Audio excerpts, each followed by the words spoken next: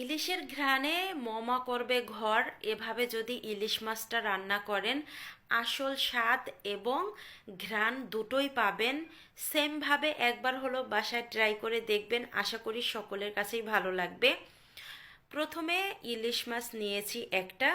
মাছটা ফ্রিজ থেকে বের করে আঁশগুলো ছাড়িয়ে নিয়েছি। আঁশগুলো ছাড়ানোর পরে আবারও ধুয়ে নিয়েছি। ধুয়ে এবার হচ্ছে মাছটা কেটে নিব আমি। মাছটা কেটে নিয়েছি। এখনে মাছের মধ্যে দিয়ে দিলাম লবণ, হলুদ আর দিয়েছি একটু সরিষার তেল। দিয়ে এবার ভালোভাবে মাখিয়ে নিচ্ছি। আর একটা ইলিশ মাছই রান্না করব। এই মাছটায় ডিম হয়েছে, আর ডিমওয়ালা ইলিশ মাছ খেতে কিন্তু অনেক মজা লাগে। লবণ হলুদ মাখানো হয়ে গেছে, এবার চুলায় চলে আসলাম রান্না করার জন্য। অবশ্যই সরিষার তেল দিয়ে রান্না করার চেষ্টা করবেন ইলিশ মাছটা, এতে স্বাদ অনেক বেশি আসে। এখন এই মাছগুলো দিয়ে ভাজি করে নিচ্ছি, আর হালকাভাবে ভাজি করে নিচ্ছি, একেবারে কড়া করে ভাজি করা যাবে না। এই তো এপাশ ওপাশ করে হালকাভাবে ভাজি করে নিয়েছি, এবার নামিয়ে নিব। আর কাঁচা মাছটা খেতে চায় না আমার ছেলে, এমনকি আমাদের ঘরের কেউই কাঁচা মাছ খেতে বেশি পছন্দ করে না, শুধু সরিষা ইলিশটাই রান্না করি। মাছগুলো নামিয়ে নিয়ে 2 পিস মাছ একটু বেশি কড়া করে ভাজি করে নিচ্ছি ছেলে মেয়ের জন্য। ওরা আবার ভাজি মাছ খেতে অনেক বেশি পছন্দ করে।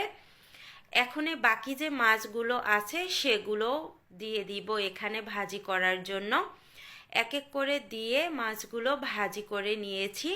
এখনে নামিয়ে নিব। মাছগুলো একটু হালকা করে ভাজি করেছি, বেশি কড়া করে ভাজি করিনি। এবার এই তেলের মধ্যে রান্নাটা করে নিব। এজন্য ফোড়নের জন্য দিয়ে দিলাম কালো জিরা। কালো জিরা দেওয়ার পরে এখানে মশলা বেটে নিয়েছি, অল্প পরিমাণে একটু আদা, রসুন আর পেঁয়াজ আর দিয়েছি জিরা, এগুলো একসঙ্গে পাটায় বেটে নিয়েছি আমি। মশলাটা দিয়ে কষিয়ে নিয়েছি যেন কাঁচা গন্ধটা না থাকে। তারপরে এখানে দিয়ে দিলাম জল।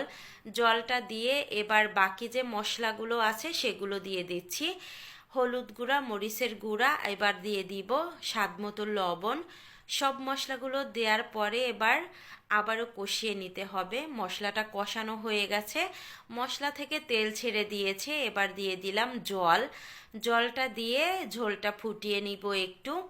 যখনই জলটা মানে ফুটে উঠতেছে তখন মাছের মাথা দিয়ে দিলাম। আর এই মাছে সবচেয়ে বেশি ঘ্রাণ আসে এই মাথায়। মাছের মাথাটা মাছের সাথে রান্না করার চেষ্টা করবেন, দেখবেন যে এত সুন্দর ঘ্রাণ আসে ইলিশ মাছে, যা বলার বাহিরে।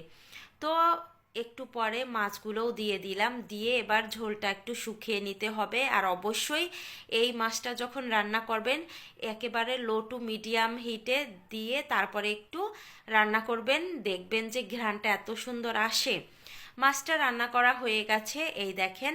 আর খেতে অনেক অনেক বেশি মজার হয়েছিল। আমি বলবো সেমভাবে একবার হলেও আপনারা বাসায় ট্রাই করে দেখবেন, আশা করি সকলের কাছেই ভালো লাগবে।